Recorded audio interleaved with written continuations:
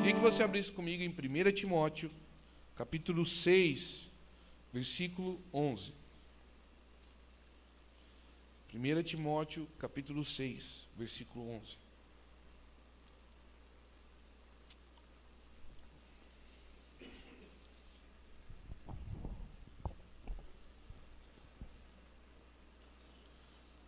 Primeira Timóteo, capítulo 6, último capítulo do livro de 1 Timóteo, versículo 11, só a parte A do versículo, que diz: Você, porém, homem de Deus, fuja de tudo isso.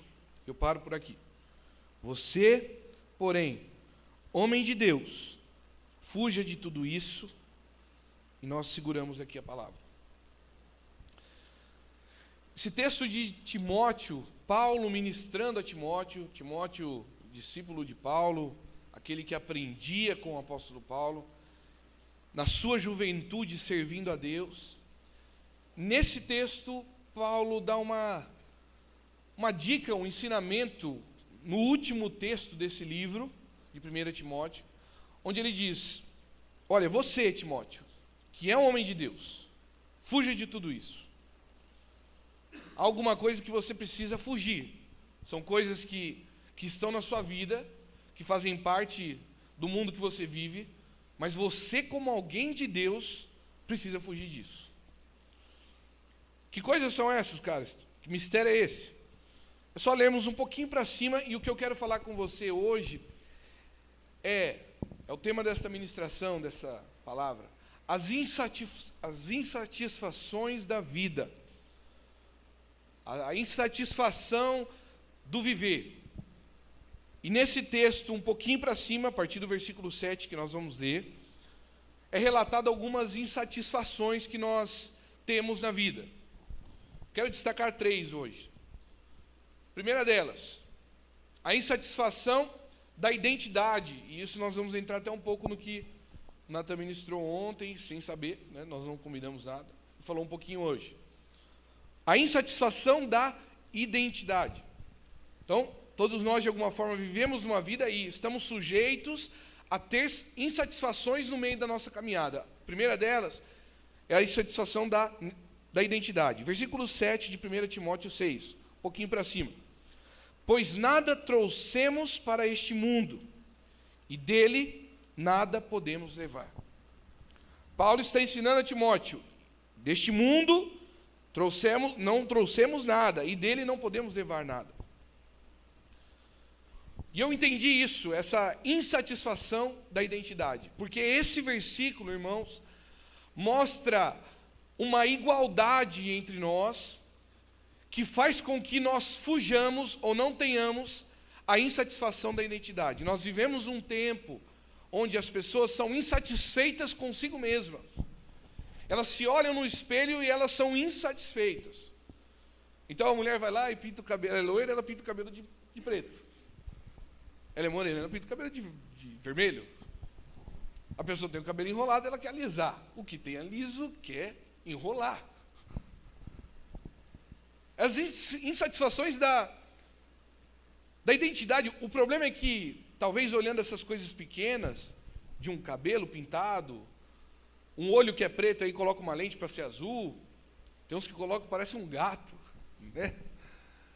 Mas o problema é que esses detalhes que eu estou relatando aqui de exemplos são superficiais, mas que iniciam um processo de insatisfação da identidade. Começa a ser assim, começa com a aparência, começa do não gostar de si mesmo, de olhar no espelho e não estar satisfeito. E é interessante porque quando você olha às vezes para uma outra pessoa que é o oposto de você, de fisionomia, ela também é insatisfeita e provavelmente ela queria ser igual a você. E olha que contradição que nós vivemos no mundo. De duas pessoas que são insatisfeitas consigo mesma, e eu estou falando ainda de algo exterior, e de repente uma queria ser a outra. E as duas não querem ser elas mesmas. Porque corremos o risco, e Paulo está ensinando isso a Timóteo: olha, entenda uma coisa, deste mundo a gente não trouxe nada para ele, e de nada dele a gente vai levar. Nós viemos de um pozinho da terra, como Deus nos formou, e nós vamos voltar para esse pó da terra. Então toda essa fisionomia, isso que você olha no espelho e não gosta, e a verdade, irmãos, é que essa identidade vai se complicando, porque aí nós olhamos para a nossa família e não é o padrão daquilo que nós queríamos ou sonhávamos, e aí nós começamos a olhar a nossa família como algo ruim também. E aí nós olhamos para o nosso trabalho e não é o padrão que eu queria ou aquilo que eu pensava, e aí nós desvalorizamos também o nosso trabalho. Olhamos para os nossos pais, para aquelas pessoas que estão à nossa volta, para os nossos amigos, e começamos a ser insatisfeitos conosco mesmo e com aqueles que estão ao nosso redor. E eu bato em cima desse primeiro ensinamento. É algo que tem assolado as vidas na sociedade. Insatisfação da identidade. E a Bíblia diz: você não trouxe nada do mundo, e de nada você vai levar. Somos insatisfeitos com as nossas roupas, somos insatisfeitos com o nosso carro. Aliás, somos um pouco estranhos, porque... Não, eu sou estranho, você não. Mas é engraçado isso, porque nós sonhávamos em ter alguma coisa, e depois que nós adquirimos, nós começamos a sonhar com outra coisa. Não que isso seja errado, o consumismo normal, mas é engraçado isso. Porque você luta tanto por uma coisa, e quando você tem ela, você quer outra. É a insatisfação da sua identidade. Não era aquilo que você queria? É. Mas você não lutou para conquistar? Sim. E por que você quer outra coisa? Não sei. Você não sonhava com isso a vida toda? Sim. Você não queria casar desse jeito? Sim. E por que você não está feliz no casamento? Não sei. Então, na verdade, a insatisfação da identidade começa em nós mesmos e nós transferimos com os outros. Quando nós não estamos resolvidos dentro de nós, irmãos, nós transferimos isso para o nosso redor. Hoje vivemos num mundo onde família se destrói porque a identidade de si próprio não está bem construída. A visão de si próprio não está bem feita. E aí o que acontece? Se eu não vejo algo de bom em mim, se eu não consigo me satisfazer comigo mesmo, eu vou sonhar em casar. Depois que eu casar, eu vou começar também a ser insatisfeito com a minha esposa. Ah, o que está faltando é ter um filho. E aí, quando nasce o filho, eu vou ser insatisfeito com o filho. Ah, o que está faltando era 2 filhos. E aí, daqui a pouco, nós estamos insatisfeitos com 2 filhos. O que está faltando é a criança crescer. Depois que crescer, melhora. E ela cresce, e aí, adolescente, então, fica um pouquinho pior. E aí, você fica mais insatisfeito ainda. E aí você fala, não, é um pouquinho maior. Quando ele tiver uns 18, 20, só que ele começa para a faculdade e você fica insatisfeito porque ele saiu de casa. Ele casou, foi embora, pronto, você ficou sozinho de novo. Você vê como a insatisfação da nossa identidade, de nós mesmos, vai só levando nós a ficar dando voltas em círculos e nós não saímos dali.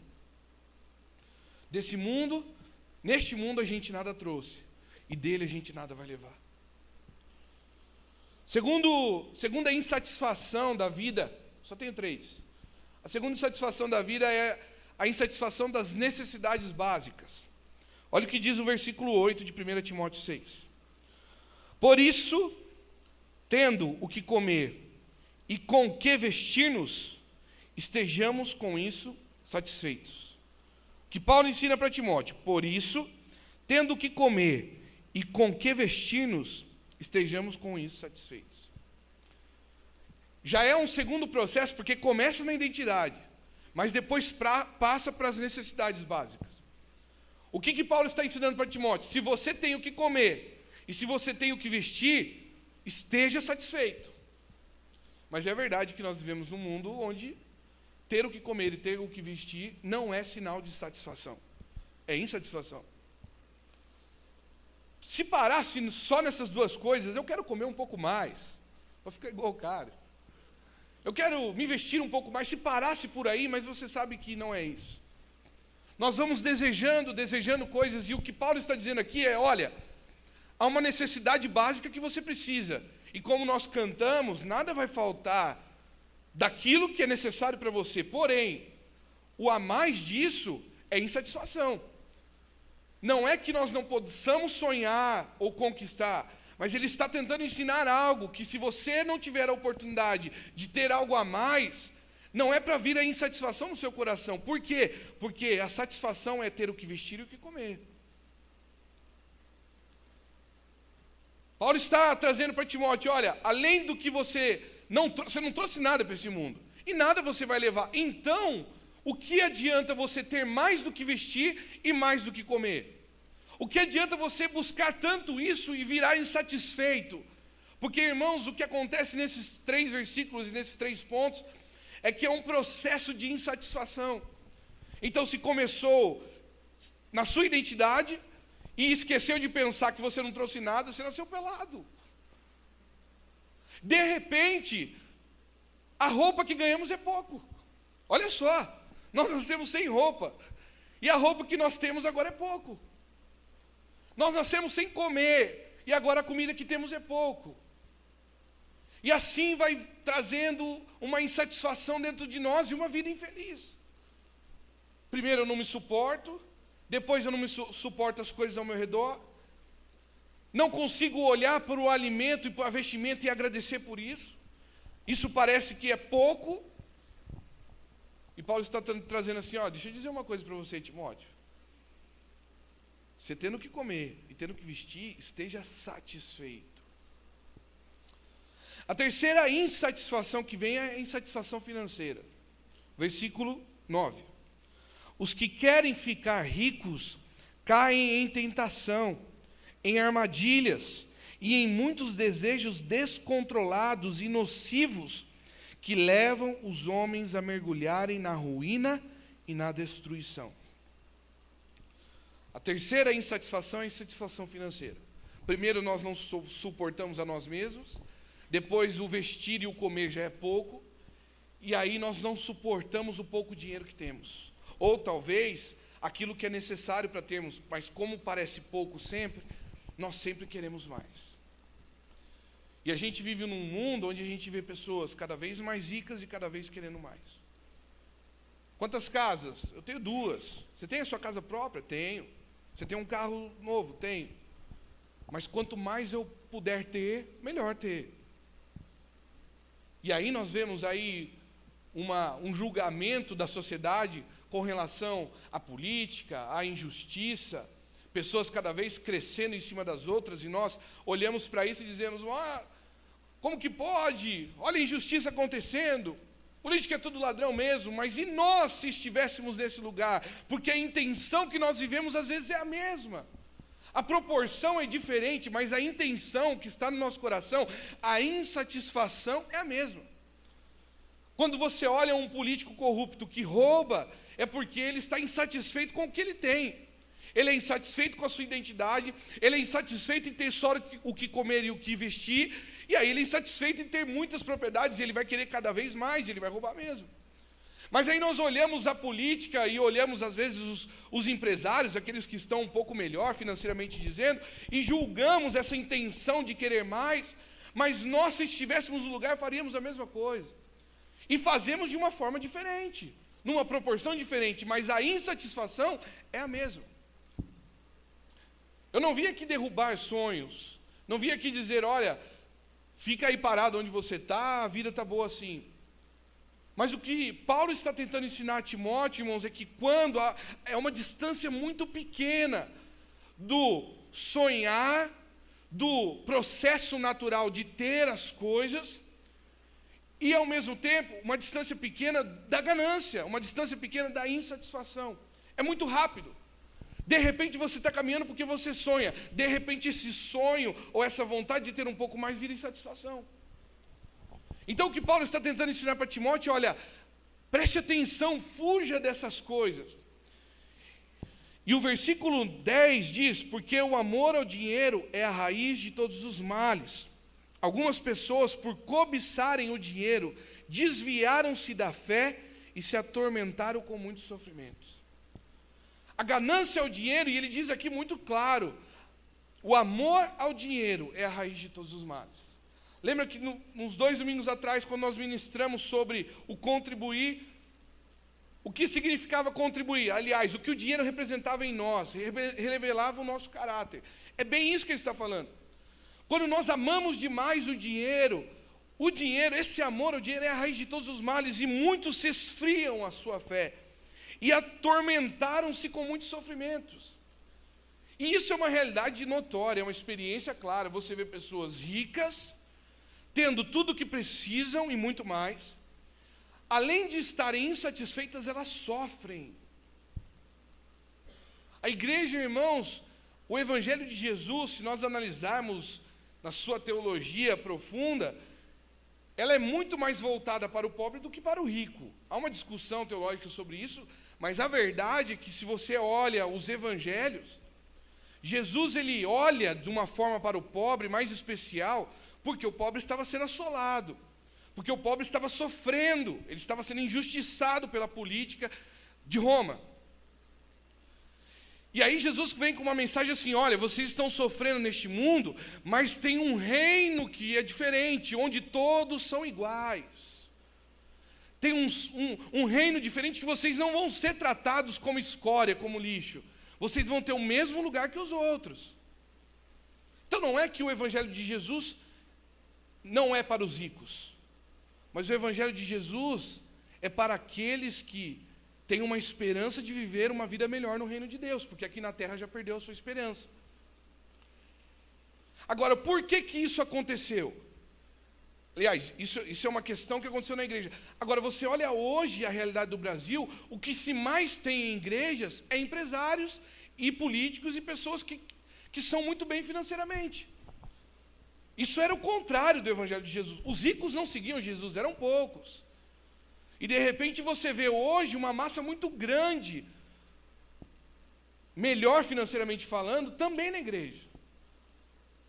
Por que disso? Porque o amor ao dinheiro é a raiz de todos os males e traz sofrimento e tormento. Então talvez quando Jesus chegou ali, alguns ainda estavam naquela injustiça, mas depois que o evangelho foi se espalhando, as pessoas viram: eu não quero mais esse tormento, e correram para a igreja. Só que a verdade, irmãos, é que isso é uma coisa que não é só para o rico, porque o pobre, ou o necessitado, ou aquele que está sendo injustiçado, de alguma forma também está querendo ter uma vida melhor. Isso não é errado. Mas o que eu estou dizendo para você é que esse amor ao dinheiro, há pessoas que não têm uma condição financeira tão alta e também amam o dinheiro. Há pessoas que talvez não são tão ricas, mas morrem por causa de R$1. É ou não é? Brigam por causa de poucas quantias. Comprometem o evangelho. Queimam a palavra de Deus, o seu testemunho, por causa de míseros trocados. E tudo isso é por quê? Porque começou com uma palavra chamada insatisfação. As insatisfações da vida. Primeiro na minha identidade, depois nas necessidades básicas, e aí a hora que as necessidades já não são suficientes, eu parto para a insatisfação financeira e busco dinheiro até que eu chego num momento da minha vida onde eu estou sendo atormentado e cheio de sofrimento. Voltando então para o texto, para o versículo de 1 Timóteo 6:11, você entendeu o que Paulo estava falando para Timóteo. Você, porém, homem de Deus, fuja de tudo isso. Então eu te expliquei o que era esse tudo isso. As insatisfações da vida. Fuja dessas coisas. Não viva uma vida insatisfeita. Isso não vai ser bom para você. Fuja disso. Mas o versículo continua. Fuja de tudo isso e busque a justiça, a piedade, a fé, o amor, a perseverança e a mansidão. Timóteo, meu discípulo, fuja dessas insatisfações da sua identidade, a insatisfação das necessidades básicas, a insatisfação financeira, porque isso só vai trazer sofrimento para você. Porém, busque. Parece para mim que Paulo está trazendo uma visão oposta, ou uma forma de fugir. Não só virar as costas, porque a insatisfação é uma coisa que vai estar batendo sempre em nossas vidas. A insatisfação é uma coisa que vai estar batendo sempre na nossa porta. O que parece que Paulo está dizendo para Timóteo é o seguinte: olha, fuja dessas insatisfações, porém, busque a justiça, a piedade. Primeira coisa que eu quero falar sobre esse versículo, o que me parece é que só colocando essas coisas em nosso coração é que nós conseguimos vencer as insatisfações. Não é só dizer para você, vença as insatisfações da sua vida e pronto. Olha que fácil, cara. Você está falando assim, até parece muito fácil. Então, Paulo está ensinando a Timóteo, busque a justiça, a piedade, a fé, o amor. Sabe por quê, irmãos? Porque quando a gente coloca a justiça social, quando a gente tem piedade uns com os outros, quando a gente pratica a nossa fé, quando a gente pratica o amor, quando a gente persevera e quando a gente pratica a mansidão, eu quero destacar essa palavra aqui, mansidão, porque é uma coisa que hoje na nossa sociedade a gente não vê, mansidão. No trânsito você não vê mansidão. Num esperar de uma fila você não vê mansidão.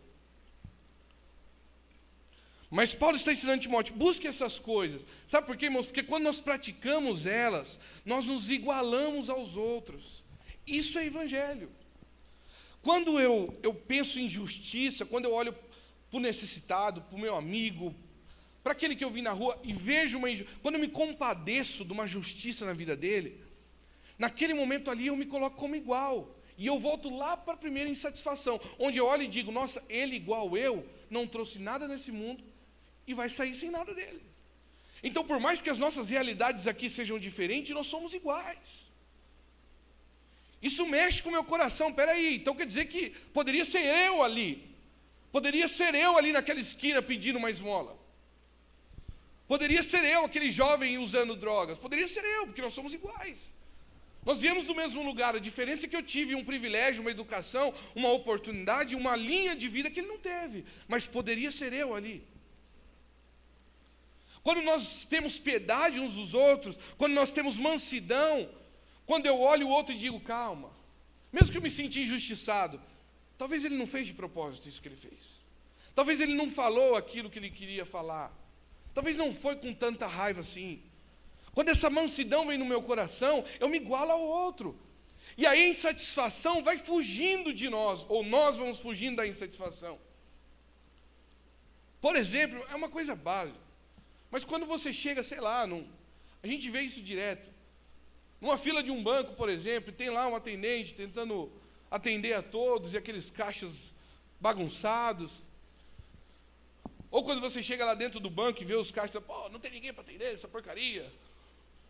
Eu pago aqui minha taxa de R$10 por mês. Esse banco só pega juros. Sabe essa falta de mansidão que a gente vive estressado, insatisfeito o tempo todo. Por quê? Porque não passa piedade no nosso coração. A gente não olha para o outro e diz assim, poderia ser eu ali naquele caixa agora. Será que eu gostaria de alguém, um cliente que seja, mas vir no meu trabalho e ser tão grosso assim?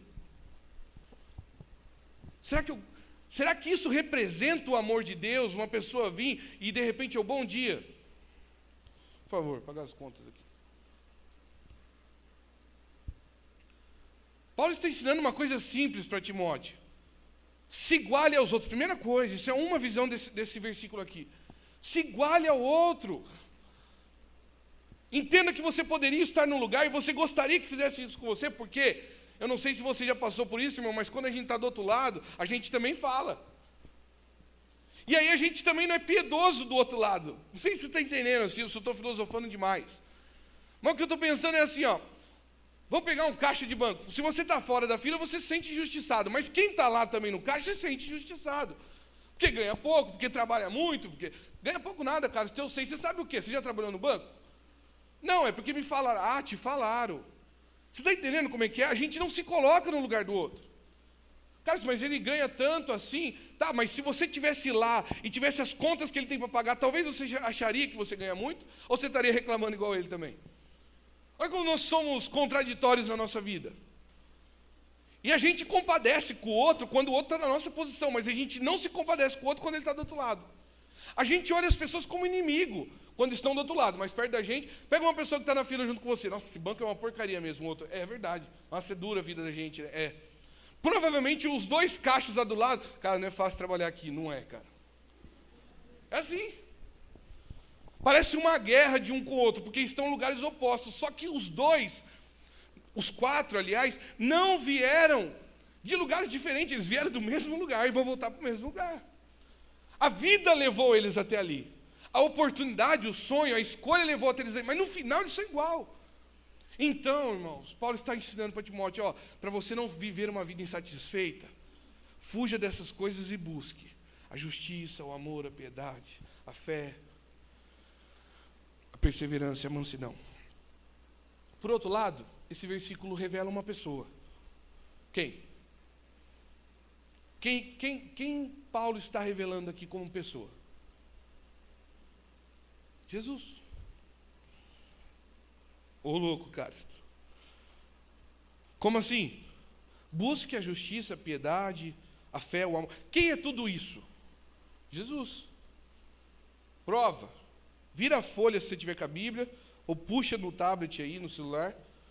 1 Timóteo 3, versículo 16. Olha só. 1 Timóteo, capítulo 3, versículo 16.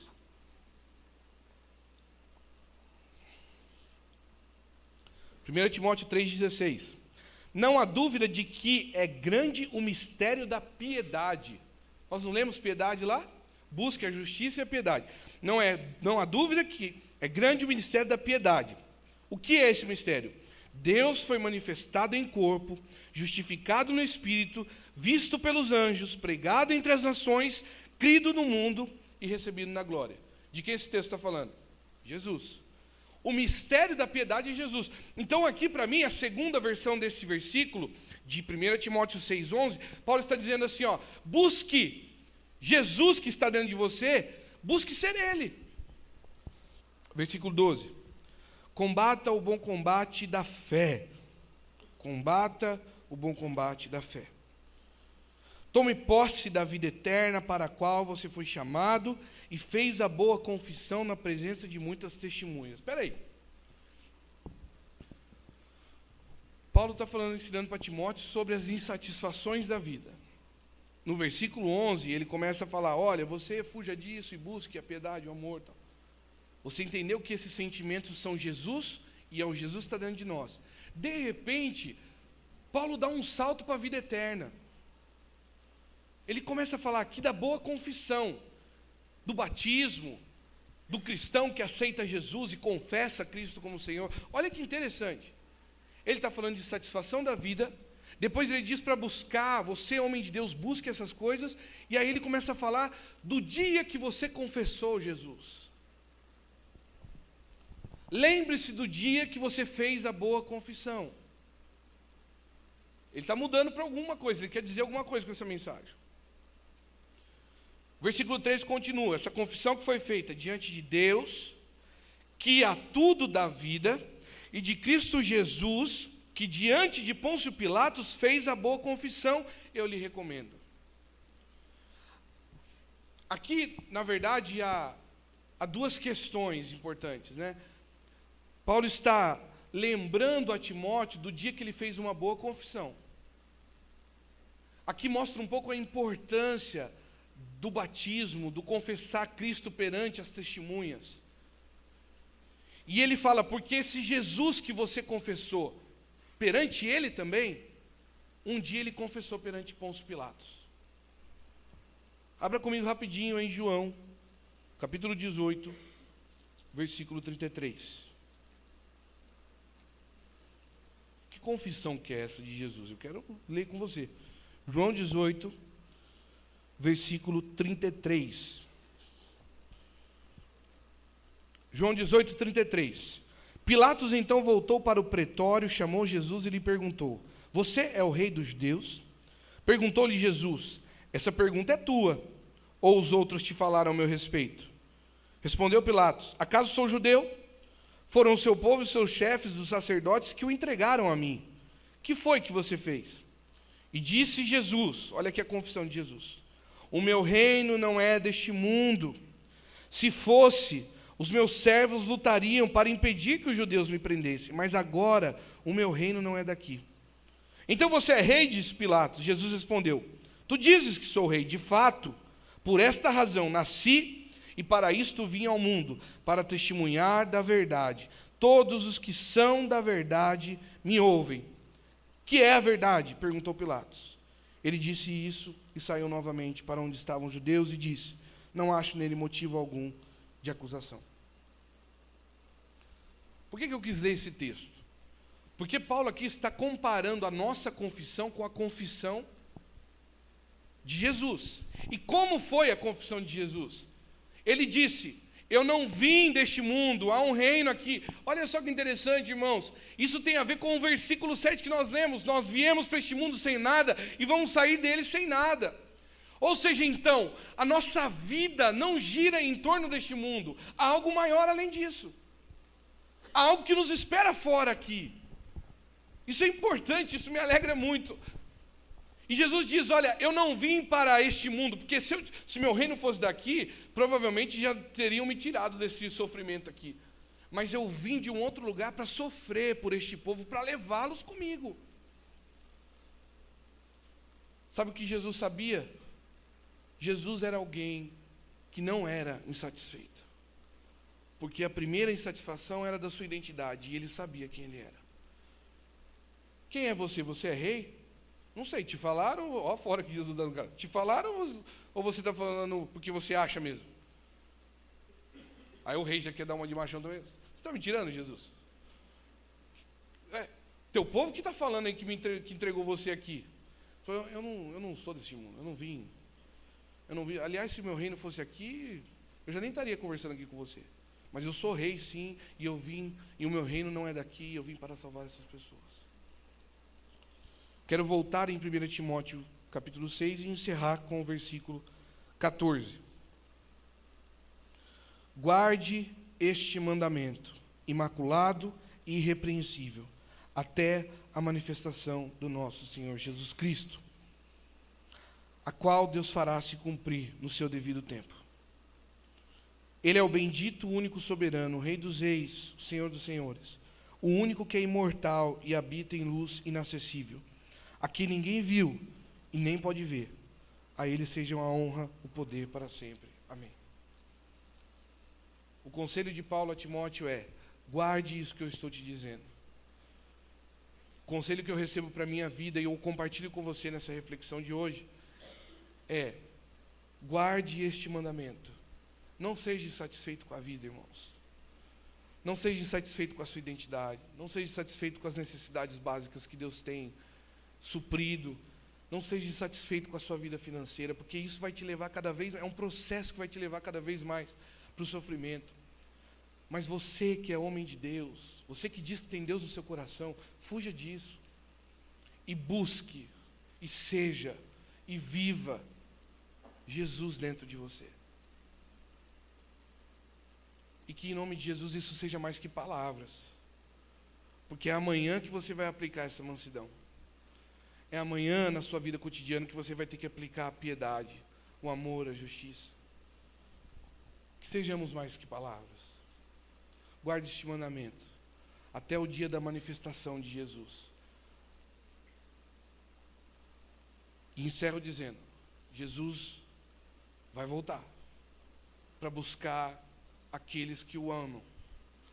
Que seja agora, que seja talvez eu não veja, talvez eu veja, mas enquanto eu não sei a sua volta, porque ninguém sabe, nem Jesus, só o Pai sabe, como Ele mesmo diz, eu espero a sua volta e guardo este mandamento em meu coração. O mistério da piedade é Jesus. É Jesus dentro de mim. A Ele seja a honra, o poder para sempre. Amém.